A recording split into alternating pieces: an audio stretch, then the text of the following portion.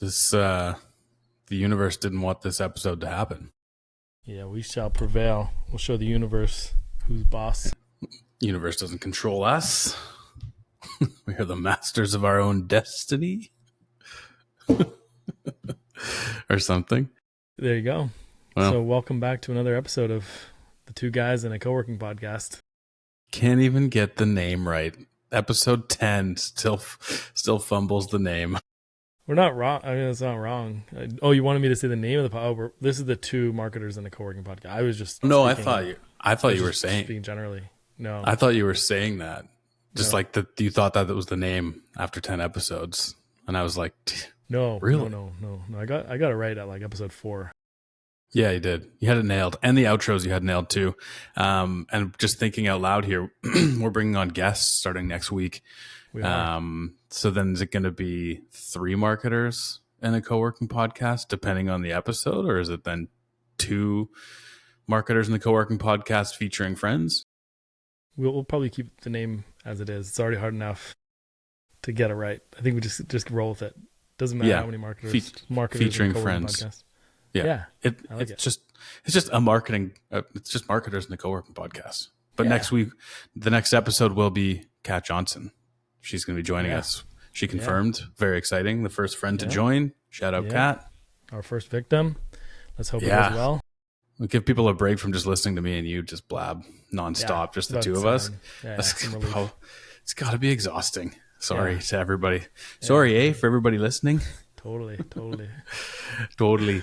So today, before we bring on guests and start kind of bringing on some new perspectives, we are diving into a big one. We're diving into strategy, marketing strategy, and I think probably for a lot of people, this will help tie together a lot of what we've been talking about the last 9 episodes, maybe kind of giving some context to things and how it all fits together. You think that's safe to say?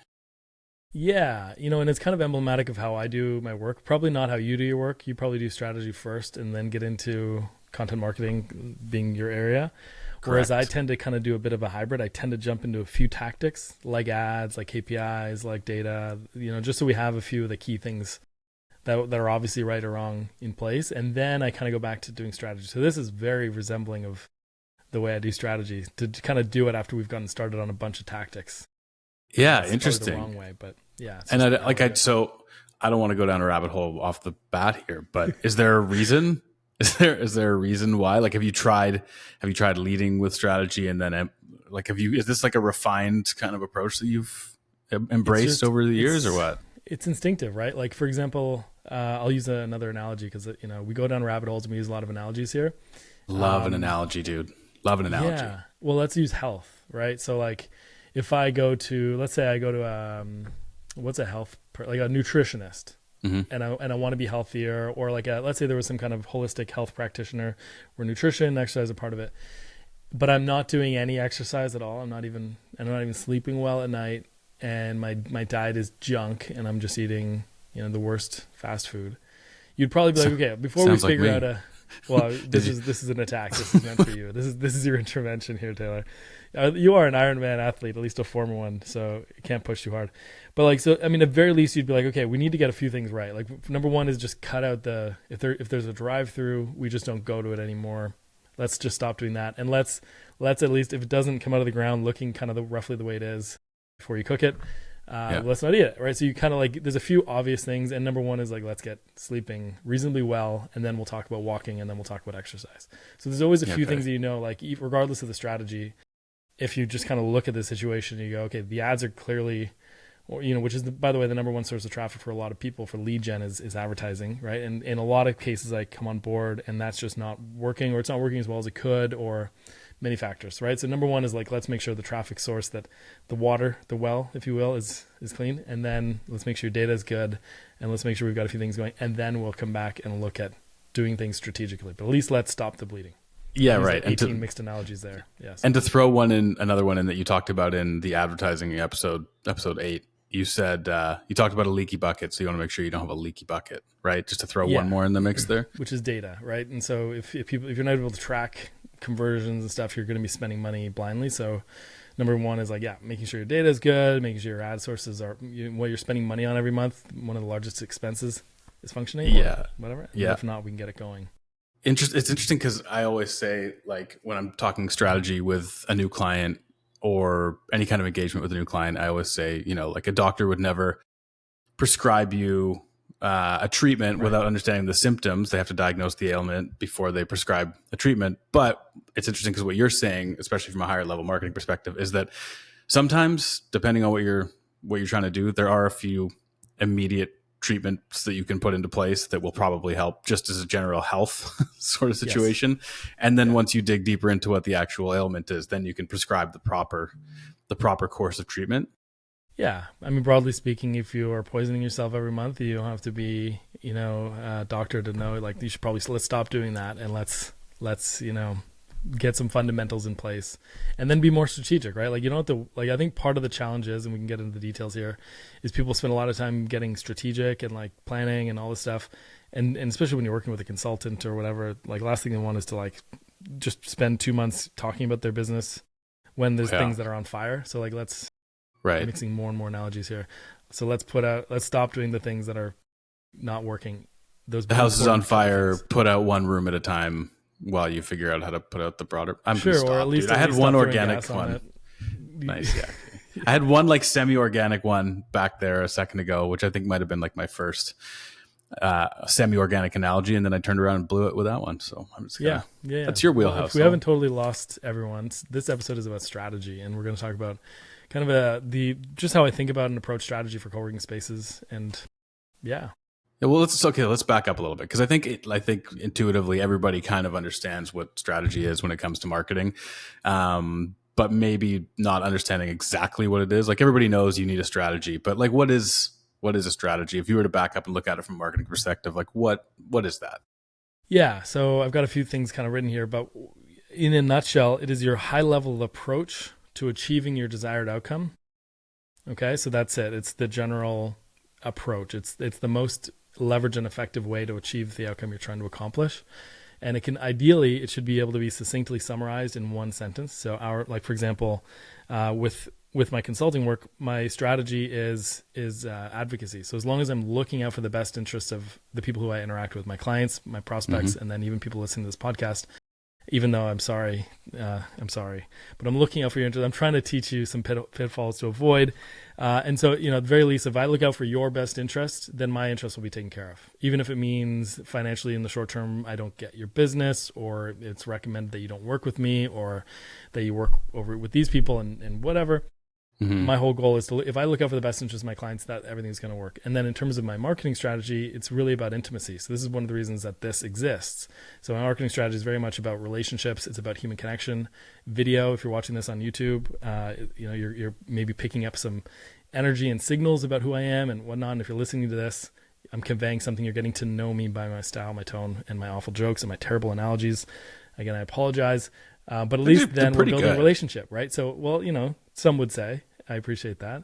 My mom would probably agree. And so ideally, a good strategy can be succinctly summarized in one sentence so everyone kind of knows what to do at a high level. Now, how do you get there is a whole different question. We'll get into those kinds of questions. But a strategy summarized in a statement makes all decisions easier to understand, to execute, to know what to focus on, and to know where to go. Mm-hmm. Ideally, it would come with some trade-offs. So if you're going to be a premium co-working provider, you can't also be a budget provider. You can't have all the features, amenities, best location, best building, everything else, and have the cheapest price unless you're WeWork and you're funded by a billionaire. But even then, that show always comes to a stop at some point. And so you really need to be thinking, what trade-offs am I going to make to reach my strategic, to do my strategy, to take my approach to being successful. It should be hard for you to do. So usually means like we're going to go all in on something, even if it means something else is the necessary trade-off. So therefore your competitors are unwilling or unable to do the same thing.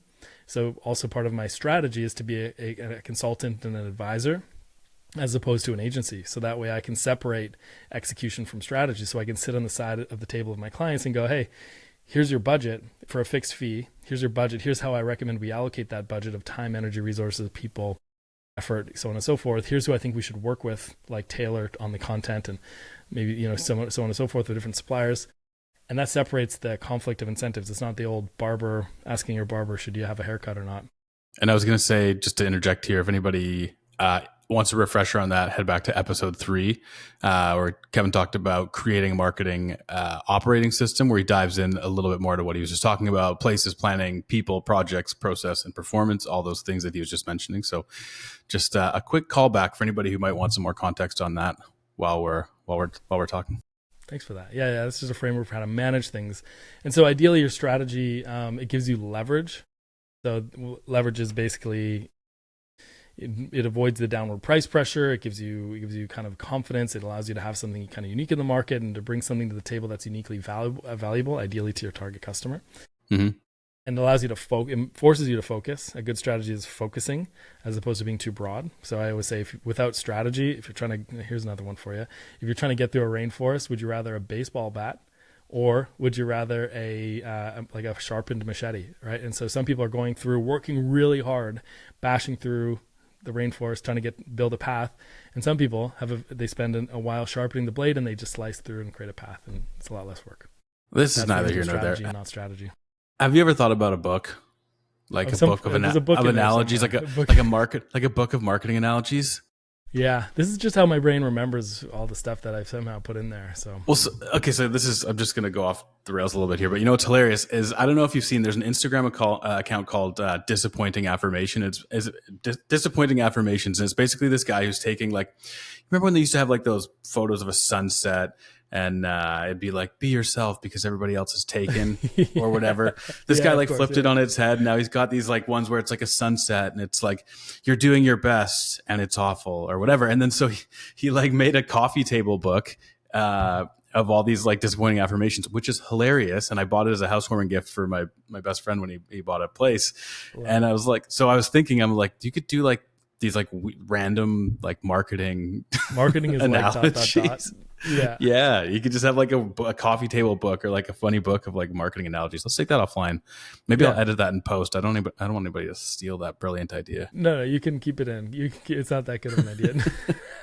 Also, you have to have the analogies. You have to. They're all up here. I'll just start taking random things and putting them together. Yeah, there you go. Yeah. We'll team up on something new and exciting. Yeah, just make sure that I'm the initial author, or maybe you don't, depending on how good the book is.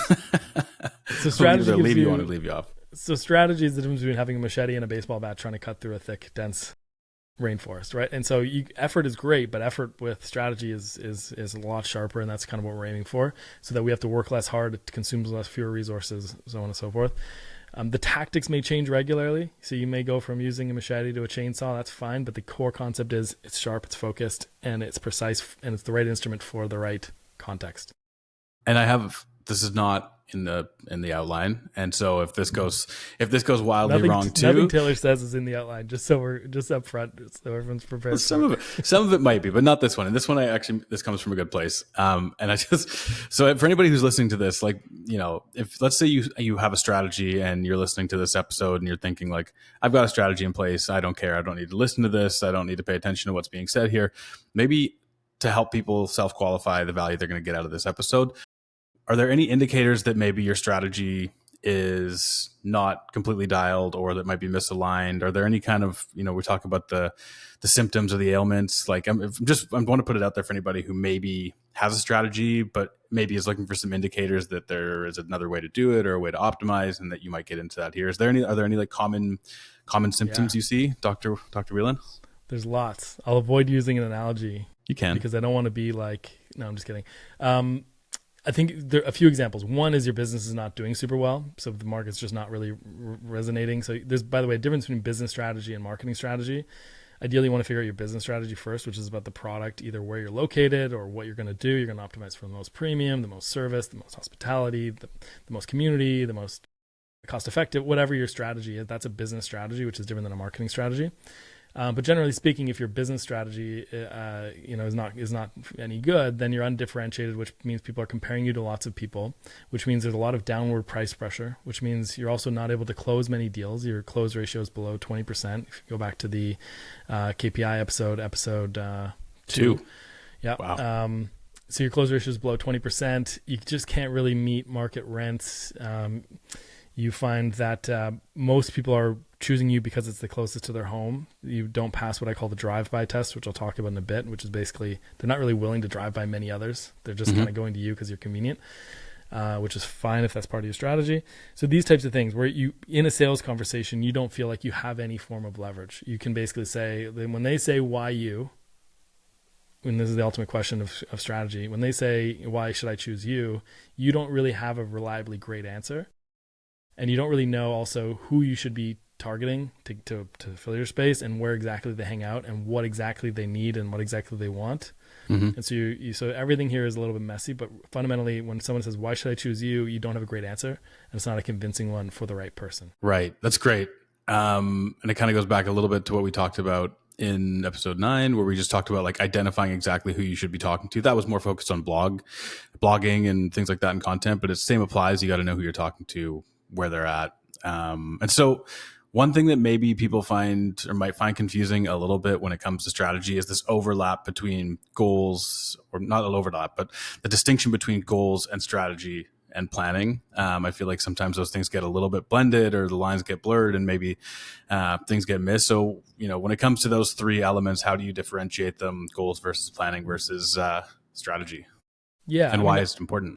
Yeah. I think first of all, show me someone who's without a goal and I'll show you someone who's not successful. I mean, it's, if you don't have a goal, you're either never successful or you're always successful, depending on how you measure it. So I think having a target, having an objective will allow you to determine whether you're winning against that objective or not. And so having a goal is fundamental to creating a strategy. A goal is not a strategy. So, reaching $1 million in revenue is not a strategy. That's an objective or a goal. So once you have that objective, then you can begin to think about, well, what's our strategy to accomplish that goal? So I want to get to $1 million in revenue. Let's say, for example, I actually had a better analogy. So let's say you wanted to get to $5 million in revenue and then sell your business to a bigger operator. All right. Maybe it's WeWork, maybe it's Regis, whoever, right? Sometimes they buy operators, or maybe it's another operator of a similar or slightly larger size. So that's your goal. It's to get acquired after reaching 5 million so that you have, a buyout of whatever your financial target is. And maybe there's a number associated with that. That's your goal. Your strategy, let's say it was to be bought out by WeWork or Spaces or someone, like a Regis or whomever, IWG. Your strategy might be to build a brand that aligns with their values. Right? It's not completely contrarian. It's not super like hipster or super like, whatever obscure or artistic. It fits in the family, if you will, but maybe it competes, or it probably doesn't compete directly with them. Or maybe it's similar, but just has a different flavor, which is also fine.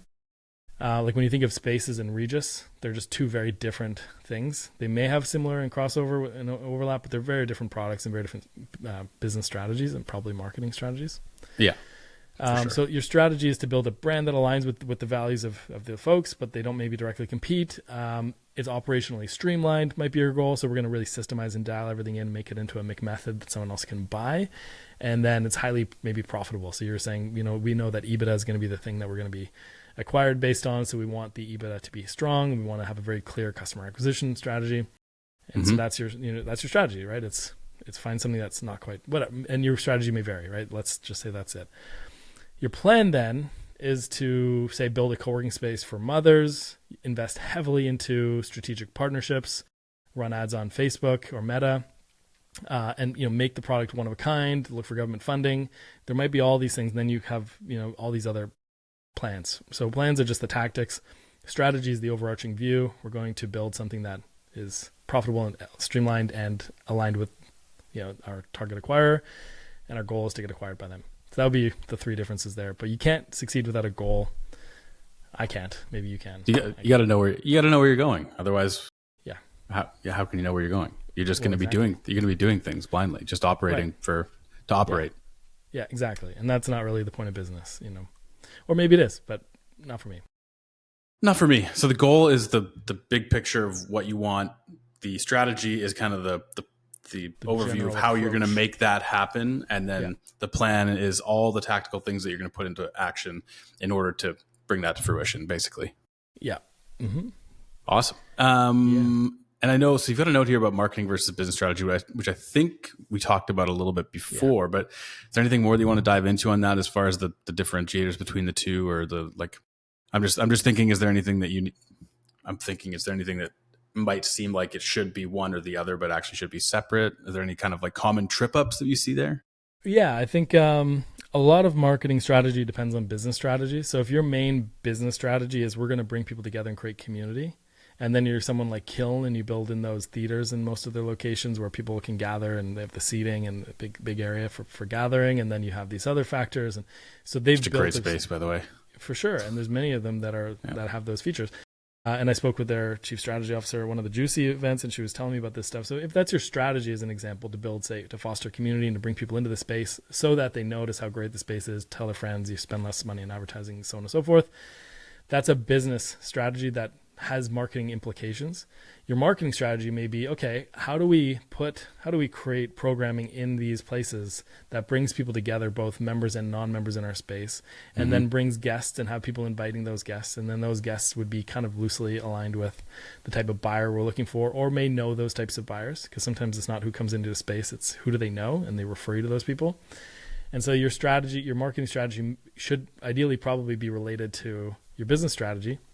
And so those are just different things, right? You might be like, okay, we're going to find a good speaker who has a good audience, who has of entrepreneurs in our local city, and they're going to bring in a good crowd, and we're going to host these events once a quarter, and then we're going to put someone else in, so on and so forth, as a core part of your strategy. And then we're going to supplement with ads or whatever. But you can't do everything, right? Like they also spend a ton of money on plants and whatever else. And like at some point you have to say, we're going to either spend money on these event spaces that were otherwise are going unused, or not monetized as well as office space, and we're going to buy plants, and we're going to invest in the experience, and hopefully that translates into not having to spend as much on ads because we invest more in the experience. As an example, I don't really know their right. So you drive more word of mouth by creating a better experience. You reduce ad spend, increase investment, and hoping that you create a better experience that people want to be a part of. Yeah, and so you're going to spend money regardless. And it's kind of like that analogy of cutting through the rainforest. You either invest money in the product and then you have the machete, or the chainsaw to cut through, or you don't invest in the product and you're left with a blunt instrument and you got to try to knock down the plants. Much harder. You work much harder. But either way, you're spending the money and the energy and the effort. You either put in the product, you put in the marketing, or you figure out. Good strategy is about being precise with clear focus so that you create leverage. And that works on the business side and on the marketing side. Leverage is the key to a good strategy, in my opinion. Leverage and throughputs. Yeah. So you're wondering what the hell do I mean by leverage? So for example, when someone comes in, you go like, we have a great community. So when you're thinking about buying from us, let's say we're in the sales process. You're like, if you want this is what we have. And we charge a premium for it, but we create a really great experience based around community. Well, that's having leverage in a conversation. So when I say, why should I choose you? You're like, well, here's what we have. And here's why it's so hard to replicate, and here's why it's so hard to find. Someone else may not do that, though. They might be like, you know what, we're providing a more functional office space. It's more cost effective. We spend more money on ads, sure. But our value prop is we'll give you a great, professional, secure place to work and give you what you need and get out of your way. And you save. You're a small business owner who's trying to keep a track of their expenses. We get out of the way financially and make it all simple and easy for you, but it's simple, right? Yeah. Different strategy. And so the leverage comes from understanding your buyer and what you provide for them. Exactly. And you can spend twice as much with these guys and you'll get the community, and maybe you don't really want community, or just you work in weird hours anyway and you're just kind of an introvert. So, but you value saving a bit more money and having things be effective and for people to just kind of leave you alone. Mm-hmm. Different value prop, different customer, right? So those would be a form of leverage. It's only when you're in between where you have a little bit of this and a little bit of that and you're kind of a little bit of this that you're kind of vanilla. Because you try to match everybody's things, but therefore you don't make trade-offs. Yeah. That's when you have no leverage. Because try to be everything to everyone. Exactly, because everyone becomes your competition. Mm-hmm. So when I say, why should I choose you? You're like, well, we also have this, we also have this, we also have this, but everything's just not quite as good. Right, and you lack of differentiation. Invest in your marketing. Yeah. Interesting. Yeah. Okay, so I know this about you, and anybody who works with you probably knows this about you, but anybody who's listening might not. No, it's a good thing. It's a good thing is that you're super, when it comes to what you do, you're super organized and process driven, and everything has you've got a bit of a playbook in place. So that being said, I know the next note here is diving a little bit into the strategy process. So are we going to dive into your more proprietary strategy process? Is that what we're doing here? Is this Kevin's McMethod that we're going to do? Yeah. I But almost here's said the thing. McMuffin, and then it made me hungry. Speaking of nutrition, that was a way back callback to the start of the episode, but Yeah, that's comedy for you. So yeah, we're gonna get into my. So that's showbiz, baby. first of all, people accuse me of being organized and process oriented all the time. And I just remind them that it's laziness. So to me, I rather figure out a way to do something, write it down, and then not have to think about how to do it again. I just kind of have a process, and then every time I run it, I just write down what I changed. And so it's really laziness disguised as organization, structure, and I've just done it a bunch of times. So just to caveat there, It's funny.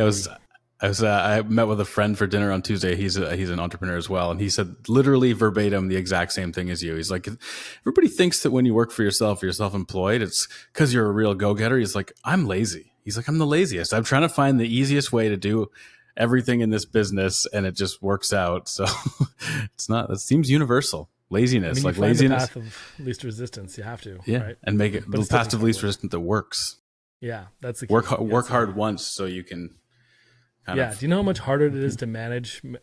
How much harder it would be to manage a McDonald's successfully without all their processes? It'd be way harder. So you either spend the time to create the process and train people on it, which they have great training and great process that are extraordinarily well known for that, or you don't, and then you're constantly putting out fires and reacting and stressful, and you're not prepared for anything, right? So yeah. So anyway, it's really just because it's the lesser of two evils. It's the easier of two paths.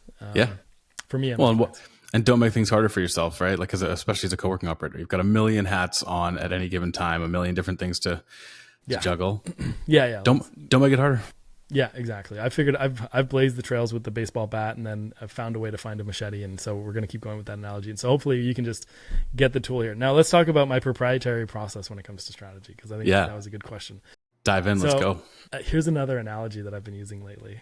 Oh my God. Okay, you ready for this? You sure? I'm gonna do a tally at the end. After 10 episodes, I'm gonna go back through and I'm gonna use AI to amalgamate every single good or bad analogy that you've used, and then I'm gonna share it as a marketing email to all 6 or whatever of our subscribers right now, and I'm gonna do it. I'm making a note in my to-do list. It's happening after this to celebrate episode 10. That could be the rough draft of the book. We are firing here. We're on fire. We are firing right now. Okay. So here's the analogy. Here's the analogy. Yeah, let's go. Have you ever heard back in the day when people were looking for water under the ground? Have you ever heard of a diviner? So a diviner had a divining stick, kind of like this one here that you laughed about, which is my back scratcher. Put it away. Put the back scratcher away. It's mostly for me to just like hold into and it's like an extendo. Okay, anyway, you should watch this on YouTube if you're not. It's like your stress ball or whatever. Yeah, exactly. It's my little fidget thing.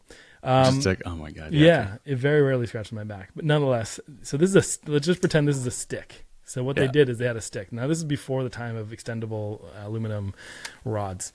And what they would do is they'd go out into a field.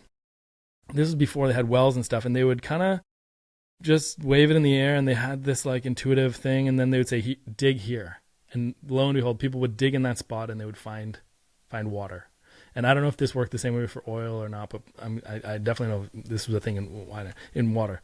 So that's the divining stick. So my strategy process is a bit of a divining process, and that's not going to make anyone feel comfortable trusting me with their strategy, but trust me, it kind of just works. And so what I've learned over time through asking good questions and having just different ways of thinking is that I eventually find the through line, the uniqueness, the edge, the sharp edge of the machete in the rainforest, and we double down on that thing. And it's not just that my clients, the entrepreneur, and their team know about what that edge is going to be. Sometimes it's a combination of that plus some customer research and actual conversations with them. But it's basically, so we'll go through a bunch of ingredients that I look at. There's a whole bunch more questions, and there'll be a resource you can download after this podcast, like all our podcasts. If you want all the resources, including this one, go to coworking.marketing/resources and sign up for that. You'll get a Google Doc with this one plus AI prompts and KPI template and all kinds of other stuff. And you'll get an email with all the analogies from this eventually. So whenever you want to go into a meeting and sound really, really, really clever and savvy, you'll have that ready for you. Yep. You won't marketing. even have to speak English. So this process is a divining process, not to be confused with a back scratcher, extendable aluminum rod process. For clarification, noted. Think divine. You got it. Get You that got out of my get that thing out of my face. Would you wave that back scratcher at me? It extends, okay? So if you get too cheeky, you can just okay. So what? So at the beginning, so we Gets me talked from all about the way over there. we can. So you're 3,000 kilometers away, but that's okay. So strategy. So it all begins with goals. So what are your revenue goals? What's your growth exit? Or your growth goals? What is your exit strategy? Yep. Just basically like what would success in a home run look like as long as and then we can begin to make a strategy and a plan. But just know that if your goals are lofty and unreasonable, then so too will our plan and our strategy. So we just have to have goals that are smart. Right? I think it's something measurable, something attainable, realistic. So are you saying like lofty goals? Is this your strategy will be lofty and unreasonable if your goals are lofty and unreasonable, but it's doable? Or do you say, make it more attainable? Just we have to work a bit harder to find a strategy that's going to help you get there. And usually it means we're spending a lot more money or we're doing things in a very, very novel and very, very innovative way. Okay. So there's a Gotcha. quote I heard that, marketing and innovation are the only two things that aren't at an expense in business. And so there's got to be a bit of innovation that happens. So really what we're looking for is your edge, the sharpness, so that you don't just become a bland, fit in, which is, by the way, how humans are geared. We want to look at our peers and fit in. It's like when you think of the zebra. Oh my God, I'm doing it again. When you think of the zebra in the Sahara, they all look the same. Well, first of all, because tigers can't see stripes in the wild. That's a whole separate thing. But it's also because like when they're running away, it's easier to kind of get mixed up, and it's just it's just easier, right? When you kind of look like everyone else, it's safer. But that doesn't work in business. You know why tigers are orange and black, right? It's because some of their prey can't see orange, so they see it as green because of their eyes. Yeah, and so that's why. Yeah. It's the same way zebras are striped. Stripes for all. Anyway, sorry. We should have been striped. Why aren't we? Okay. Anyways, so we need a goal, and that's key. And when I think about marketing, when you think about the term marketing, which will relate to strategy here, it's really about like being in a market. There are buyers. So when you think about like a fruit stand, I'm doing it again. When you think about a fruit stand, like a farmer's market, there are buyers who want to go and buy produce. There are sellers who are selling the various things. And then there's the product, the thing that they're selling. So if there's no buyers, then you don't have a market. If there's no sellers, you don't have a market. And if there's no products, you don't have a market. So you need all three things. And you also need, in order for there to be a market for something, there needs to be buyers and sellers of that particular thing. If no one's buying the thing that you're selling, there's no market for that particular thing. So we just think about that mindset. So our buyers are our target customer, and the better we know who they are, the better we know what to sell them. Let's say let's say he's allergic to clementines. I better not be selling clementines. You look like you're allergic to clementines. You better not be selling clementines because he's just not going to buy it, right? Or if you're trying to whatever. So really, it's important to know who's the customer that you want, and then what are the other people selling? If everyone is selling apples, then therefore there's not really a lineup at the apple stands, but there's only one person selling hot dogs, then maybe you should be thinking about, look, the market is there. There are buyers and sellers of that thing. Maybe we should be selling those also. So we need to be thinking about those three dynamics, the buyer, the seller, and the product at all times. This is my favorite episode so far, by the way. I have an analogy for everything. This has been good. I don't want you to remember just facts. I want you to remember markets and let's recap what I've learned so far. I'm allergic to clementines. Everybody's selling apples, but only one person is selling hot dogs, and they're crushing it. And I'm looking for a smoky. Yeah. So that's differentiation. That's allergic to those. That's leverage. If everybody's selling apples and you're selling hot dogs, people want hot dogs. Back of the line, kid. Back of Boom. the line. Yeah. Boom. Okay. Perfect. Yeah. So it's really important. So part of it is like if you're selling stuff, like for example, when it comes to selling flex desks, the open kind of floor plan co-working desks, it's kind of what I've noticed is that it's more or less a winner take all in an area. So like, those that have them all, and those that struggle to sell them don't really sell that many of them, and it's really a struggle. So like, and if that's the case, then you got to double down. You got to focus on what you're actually capable of selling, and so on and so forth, right? Or you haven't built a strategy that makes it so that people want to sit, and the product's not there. The product strategy, the market strategy. No one wants to sit there because of various reasons. So you have to follow who's your ideal customer. You really have to know that. You don't have to niche down the whole business, but you really have to know who your buyer is, what's their psychology, what other things do they buy. If I'm the kind of person who likes to buy nice things, I know you're that kind of person. I mean, what watch are you wearing today, Taylor Mason? Yeah, he likes to buy nice things. He's just held one up that I have no idea what it is. I don't do watches, but it looks nice. It looks fancy. But so if you're a buyer of nice things in general, like I am a buy it right, not twice buyer, I probably won't go for the value option. I'll go for something that's more experiential, something that's just really the best quality I can afford. And so you just have to know, like, what are they buying and what's their identity and so on and so forth, right? If you try to create this one place for everyone, then you're not going to really stand out. So having a bit of a niche, even if it's not a full niche, but understanding maybe who you serve, right? Who you trying to serve at least. Yeah, so you can't be.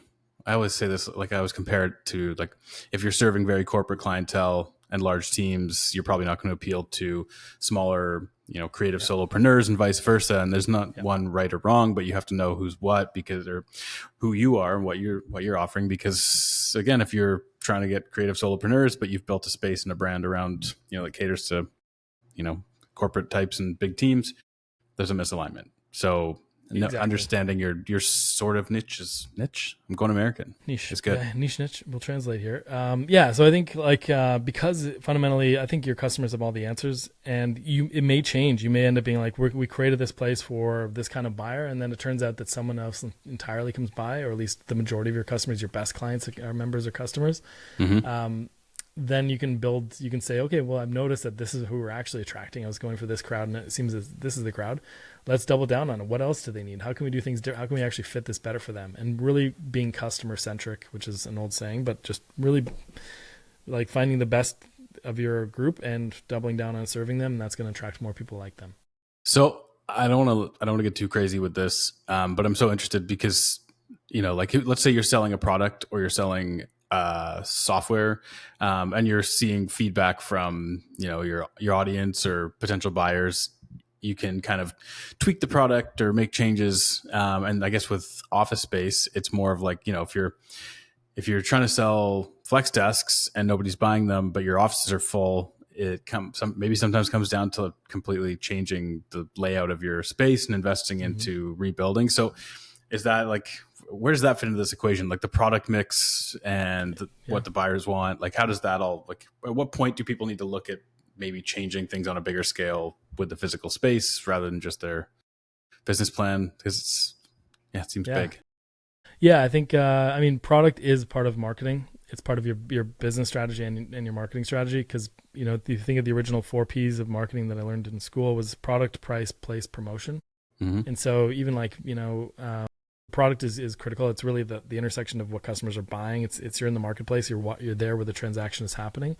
And so, if you're noticing that, like, it's impossible to sell your dedicated desks, maybe, like, for example, I had a story where I helped someone was really, they weren't selling their dedicated desks. Everyone was either buying private offices, which they didn't have enough of, or co-working passes, desks. And I said, have you tried, this is going to sound counterintuitive, have you tried putting up partitions, also known as kind of cubicle walls, and calling them like semi-private offices, or, well, depending on how they're if they're wrapped around desks, you can call them that. But basically putting up walls so there's a little more space, so it doesn't look exactly like the co-working membership, except it's your desk. And the next day someone said, I actually have these old office cubicles. Do you want them? And they were kind of tall, soft kind of things. Mm-hmm. And she's like, yeah, I'll take it. And then within maybe a month, so it was kind of serendipitous that I'd mentioned it. And then someone reached out kind of the next day. And within like a month or 2 months or 3 months, like she just started selling them all. And it was just a slight twist to the product because it tapped into a customer insight, which is that, number one, people want a little bit of privacy. Number two is they want to be able to communicate with their on a call or whatever without feeling like everyone's literally hearing you. You can kind of speak at a quiet voice, right? Yeah. And so things like that. So it does impact product, but the only way you know that is through the feedback from sales and marketing, and it's kind of integrated. Yeah, and not every change to product has to be massive. Sometimes it can be small, like what you're talking about, where it's a very minor tweak, but it addresses something really specific. So you don't have to build new walls necessarily. You don't have to invest like that. You can do something really small and innovative.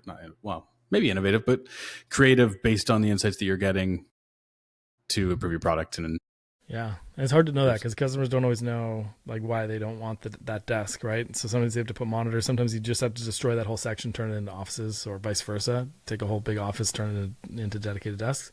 regardless though, like, I mean, these are these strategic moves around your product and your business. But the better you know your customer, the better you're going to be able to build out the environment for them. Because if you're going after freelancers versus lawyers, they're going to be completely different in what their needs are. So not trying to sell the wrong thing to the wrong person is key. Yeah. I took us off the rails as usual. Yeah. I just want to come back. No, Where were we here? Where did we leave off? Well, we talked, so in terms of the strategy process, I set goals, and then I do look at the market framework. So I say, who are the buyers of the market? Who are the customer segments, and what are they motivated by? What do they buy, et cetera, so we can know what's really driving them and what they're looking for in an office or a desk or whatever, or a membership. Who are the sellers? So what are the competitors doing out there? And then, what are we actually selling here? And does it all align so far? And then we'll talk later about differentiation and uniqueness and that kind of stuff. But that's kind of a mindset of who are we selling to, what are we selling, and who are the buyers or the other sellers. Then we got to think about, in terms of creating a strategy, we say, well, what are the constraints? And maybe it turns out like, well, look, all our locations are under 10,000 square feet. Therefore, we don't have the revenue caps out at say 20 grand or 30 grand. Therefore, we can't maybe staff it in the way we want to. Therefore, we need to do innovative marketing, and our product needs to be a certain way. If you look at, for example, Switchyards, they have a membership model. It's like $100 a month. Their locations fill up. They have wait lists. It's a really interesting model, but they're not going after the corporate buyer.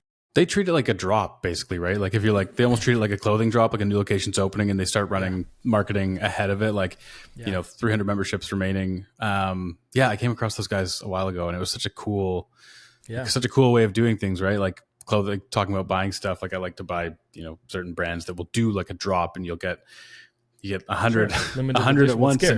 And people are signing up because of the scarcity, and people are waiting and hoping they get it. And then if they don't get it, then they're waiting for the next one. And it's really, applying that to office space is a cool idea. Anyway, sorry. So they know their strategy, and I don't know it in full. I'm only looking at them from the outside, but they also know exactly what kind of person wants to be there, because it's not that corporate buyer. It's someone that, maybe in the creative space, they're independent, maybe they're working from home, so on and so forth. So they choose locations in markets, probably near towns or near neighborhoods that are easy to get to with the right type of person. They have a price point that's right for them. Their product is a specific kind of product. They're scarce and limited, but it does change how they can do their marketing. It means they're probably less focused on your typical Google ads, and more focused maybe on branding, which they've really done very well as so maybe social media ads. Like, again, I haven't audited their marketing at all, but just as a general idea, right? And so those are constraints. It's either things like finances. Maybe you don't have a lot of time to work on marketing. Maybe you don't have the skills. Maybe your locations are small. Maybe the market is a particular way. Those are constraints you have to know about before you can proceed to the next step. And then, so those all inform the way that you approach your strategy and the way that you, they're guardrails, right? Because then to your point earlier, I don't know what point, but you made a point, but for example, we can't just, if your strategy is like, I want to be a $10 million business, and you're like, well, each location is maximized at, it maxes out at say 30 grand, and your operating, margins are like 5,000. We can't just spend 40 grand a month on ads. We just don't, the budget isn't there. So the number doesn't work. That type of strategy just won't work. The planning won't work. So the strategy would be off. So the strategy would have to be much more word of mouth, very niche or very specific, so that people talk about the thing. Maybe relationships, partnerships, maybe like all that has to be dialed in, but it won't be just spending as much as WeWork does on ads per month. Yeah. My curious brain was about to go, so how do you you're looking at constraints like finances, time, skill, size, market, etc. Like, how do you start to work around those? And then I was like, wait a minute. That's what building a strategy is, and I'm not even going to ask those questions. So that is kind of what you would do when you get into the strategy process, and it's fascinating. But I digress. So this is part of the divining process. I lost my stick.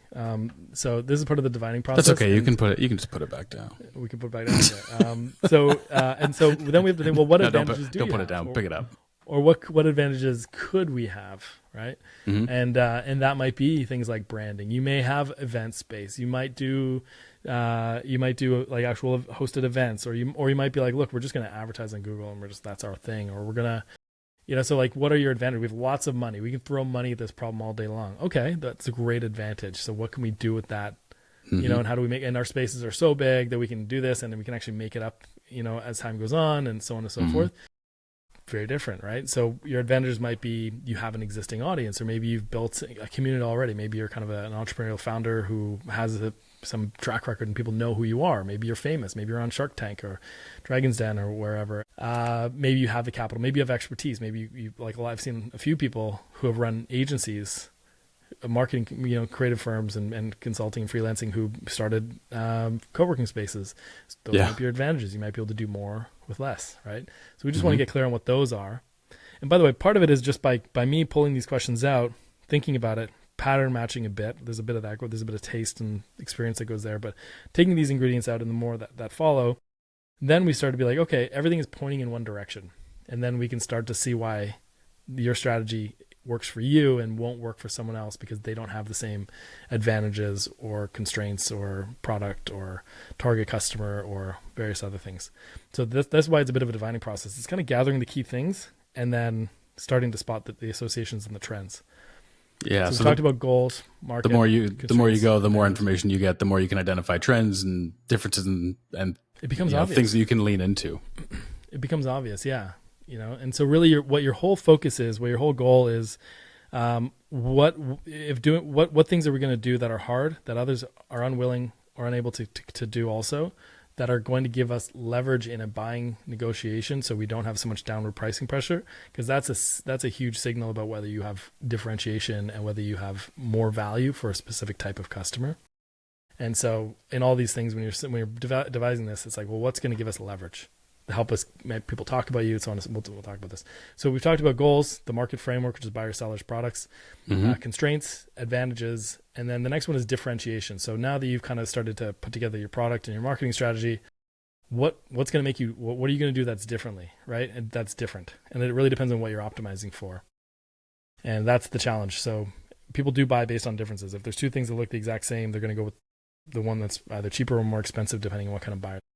So this might be a silly question, but when you look at advantages versus differentiation, can you sometimes reposition your differentiators based on your advantages, or are your differentiators kind of naturally built into your business? Like, that might be a weird question, but I was just thinking, like, if you've identified your advantages, and you understand, where you fit best, are you able to kind of like tailor your differentiators based on that, or are they kind of built into your business strategy? How's that? Yeah, it's not a linear process. So these things need to be thought about and then skipped over, and then other things need to be thought about that we'll talk about. And then you come back to and say, well, what are we going to do differently? Knowing that, say, Taylor Mason is our best target customer, and here's all the things we know about him and he wants, and there's lots of folks, similar to Taylor. No one's similar to Taylor, by the way. But then we're gonna start to go back. Like, how are we going to differentiate? So usually through the process of seeking to serve your target customer in the most value-added way possible will generally inherently mean we have to do more of this, which means the trade-off happens is we can't do as much of this because we don't have the unlimited time, energy, money, resources to do everything. So in an effort to serve your target customer better, you'll naturally create differentiators. And so we won't have you may not have the answers to this in a linear way like we're talking, but as we go through the rest of it, we might start to come back to the differentiators. I'm trying to assume my role of asking the dumb questions that other people might want to ask, but I feel like with strategy, there's so many questions and so many interesting ones that I'm trying to keep the reins on myself to not ask too many. But differentiation. Okay. And then remarkability. I see that as the next note that you have here. And I find that to be just like an interesting thing to look at or approach to take. So what does that mean exactly when you talk about remarkability? Yeah, what makes you, so what are you doing in your business and in your marketing, specifically in your business, but maybe in your marketing, that makes it so that you're worthy of remark. So Seth Godin has a book called Purple Cow, and he basically says, if you're driving down the road and you see a bunch of cows, you kind of ignore them. They've seen cows before. Unless you're 5 years old, it's not gonna stop you in your tracks and make you pull over and want to see them. But if there was a purple cow, that was a real purple cow, you may slow down and take a look and stop and maybe even tell your friend when you get to the office. Right. So that's a word of mouth factor. That's just like, I've never seen this before, but these cows are born purple and it's amazing. It's really interesting. So what are you going to do that's worthy of remark? And that's where people get really tripped up. So, and just maybe to help clarify these two concepts for anybody who's listening, how would you describe the difference between differentiation and remarkability? Right. Well, let's say you had 20. Okay, we're going to do the analogies further. So let's say you had 20 white cows in a field, and then you saw one that was brown. Mm-hmm. And then, so that's different. It's different. So if you were looking for if you wanted chocolate milk, it's the brown cow that obviously makes the chocolate milk. So you choose that one. It's the differentiator, right? That's how it works. Yes. I think. Yeah. I'm not 100% sure on all of how these things are made. No so scientist, that would be a but difference. that checks out. That seems like it makes sense. Yeah. So now, worthy of remark, though, you might be like, well, I mean, there's brown cows are everywhere, right? Chocolate milk is not that hard to find, a little more expensive, but so while differentiation is key and it helps people go, well, I'm looking for the brown cow, right? Like the one that's different because it distinguishes them from the 20 other, say, whatever other color cows. It's what, ideally you want to be both different and different in a way that's worthy of remark, worthy of people talking about you. Because the more you get people talking about you, the less you'll have to spend on marketing, the more warm people will be in sales conversation, less downward pricing pressure you'll have, the more people will potentially want to invest with you. Makes sense. And so, what flavor of milk do purple cows make? I think it's like grape. Classic grape milk. Delicious. It's a delicacy. Yeah. They make red wine milk. Or maybe it's like blueberry yogurt. I don't know. I don't know where that came from either. I like it. So yeah, so we've talked about constraints, advantages, differentiation, remarkability. So ideally you're optimizing for getting people to talk about you. And that's why when you have a business that brings people in and gets people going, wow, what is this place? You've got cool art, you've got whatever. There, or you do something, Shift Workplace a long time ago had a culinary concierge. I think they may have changed that name. If they have, I think they should change it back, where they would get to know all the guest preferences and would bring you different meals throughout the week based on your individual member food preferences, allergies, so on and so forth. And that's just worthy of talking about. I don't know anyone else that's doing that, but that comes at a cost, which means that money probably comes out of an advertising budget or a whatever budget. So they've decided to spend the money there as opposed to somewhere else. But it's okay because it's working, because people are talking about it. They're staying longer. Right? Yeah. Now the trade-offs. That knowledge is a bit outdated because, I was there years ago when I visited. But yeah, so that's remarkability, and that's the trade-off factor and the differentiation and your advantages and whatnot. Mm-hmm. And then I think what's guiding this and very central to strategy overall that helps to clarify, helps everyone be aligned. The bigger you get, the more important this is. Because the less aligned you are, the more in every direction you're going, which means you're not going further. You're kind of just spreading out and you're watering yourself down. Having a North Star, which is like, as long as you do this, as long as I look out for the best interest of this podcast listener, of you, Taylor, of my clients, as long as I'm looking at specifically my clients, but also generally the people you seek to serve, as long as I'm looking out for the interests of the people around me, my interests will be taken care of. Assuming you've got a good business model to support it. So that would be an example of a North Star. Yours might be, we're going to double down on hospitality, or we're never going to say no. Or if you need something, we will get it. We will serve you like no one else has, right? And you got to decide what are there's always, whatever you're going to double down on, inherently others are not willing or able to do it because it comes at some other costs that they're not willing to give up. And I'll give you one more quick example before you jump in. I am a marketing consultant, right? So I am like a deconstructed agency. So it's kind of like having a head of marketing who's on your team and helps you manage your budget.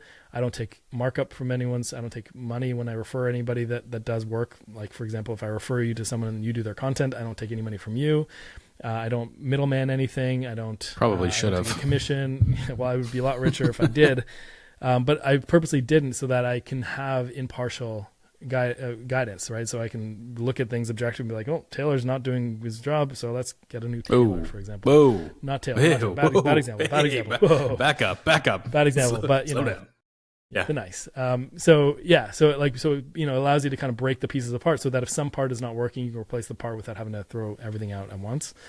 But that means that I'm leaving money on the table on the implementation side. So it's very frequent that I'll bring on someone to do ads and they will stay on for years and I will stay on for 1 year or 6 months or 2 years or whatever. But that person, so, they'll make their money. Now I'm more expensive, but I help install systems and people and strategies and stuff that is profitable. And so that's a trade-off that I've made. So my North Star works for me. But you have to be willing to make those trade-offs or else you're just like everyone else. You're competing with everyone else. Yeah. Yeah, absolutely. And so the next note here that you've got is single association. So what exactly does that mean? Is that just like being known for a single thing, or what is that? Yeah. Basically. Yeah. I mean, it's like when we go to conferences. Check that box. It's like when we go to conferences and I introduce you to someone, and before I even get, hey, this is Taylor Mason, you go, content marketing for co-working spaces. And you're like, oh, excuse me, sorry. I mean, I'm Taylor. Taylor makes it. That was twice, and I was flustered. Yeah, so It was. he gets a little. Yeah, It was. We'd had a dinner out with some friends the night before. That's why. But Taylor knows his association, right? He creates content for co-working spaces, and so that's a very well-known thing. And then people go, well, I need some kind of, what is that? And then you're like, well, website copy, email, social, or whatever, right? All the things you do. So you want to be associated with and known. So, for me, I like to be associated with helping specifically multi-location, but also, sometimes pre-launch and single locators scale. Open and fill new locations. That's kind of my main thing. It used to be I help co-working spaces get full, and now I'm realizing that kind of growing by multi-location especially is really where my bread and butter is. So to me, it's helping multi-location operators fill their locations and scale is kind of the association. And so what's yours? What's yours going to be? And it might be like, we're kind of a place for, like one operator might be like, we're a culture center where, we do music and art and whatever else. Think like East Room or, New House or various others. Or we're going to be able to Noya House, or I didn't want to get that shishi, but, or we're going to be, on the premium, we're going to be boutique. We're going to be like Bond Collective and provide these really boutique-y type experiences. Or we're going to be, service, right? Or shift, and you're going to have hospitality. Exactly. Like craziest hospitality. Yeah. Yeah. You're going to be catered to, right? It's kind of a thing. So ideally you want to like get crystal clear on what you want that association to be, and then to really kind of dial it in. And I think I lost Taylor here.